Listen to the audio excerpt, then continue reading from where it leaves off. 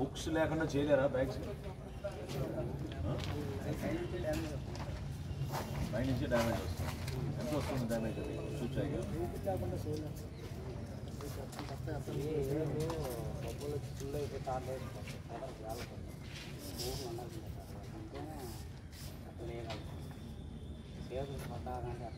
మరి మీరు హుక్కులు పైన వేయాలి కదా, మరి మధ్యలో ఎందుకు వస్తున్నాయి మరి holes?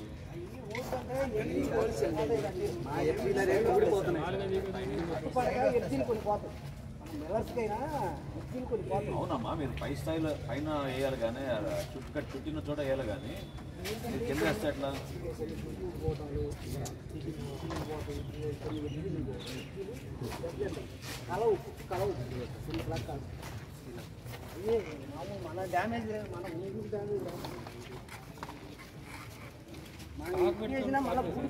QR code, QR tag కూడా మేము పొందుపరిచి ఈ సంవత్సరం మన బడి పిల్లలకి మధ్యాహ్న భోజనం పథకం కింద 25 కిలోలు బస్తాలు ప్యాక్ చేసి రాష్ట్ర వ్యాప్తంగా సుమారు 40,000 పాఠశాలలు, అదేవిధంగా ఒక 4,000 సంక్షేమ హాస్టల్స్లో కూడా అందించడం జరుగుతుంది.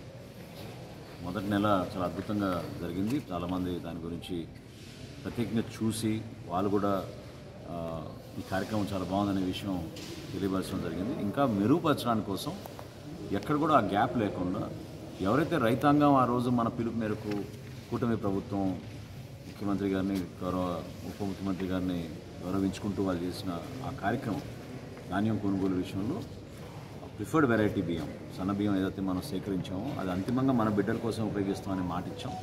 దాని ప్రకారంగానే ఈ రోజున దాదాపు 2,50,000 మెట్రిక్ టన్నులు మధ్యాహ్న భోజనం పథకం కింద అందించబోతున్నాం. ఈరోజు గొల్లపూడిలో ఉన్న ఎంఎల్ఎస్ పాయింట్ అంటే మండల్ లెవెల్ స్టాకింగ్ పాయింట్లో తనిఖీలు చేయడం జరిగింది.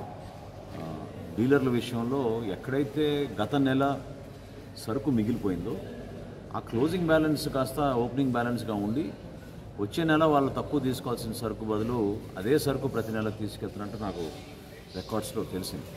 సో ఈ రైస్ పక్కదారి పోకుండా ఉండడానికి కోసం చేస్తున్న ప్రయత్నాల్లో ఖచ్చితంగా ఆ పారదర్శకత పెంచడానికి వీరందరినీ కూడా నేను కోరాను. మీరు ఖచ్చితంగా మనం ఇచ్చే రేషన్ బియ్యాన్ని ప్రజలకు ఉపయోగపడే విధంగా 15 రోజులు మనం 1వ తారీఖు నుంచి 15వ తారీఖు వరకు ఇస్తున్నాం.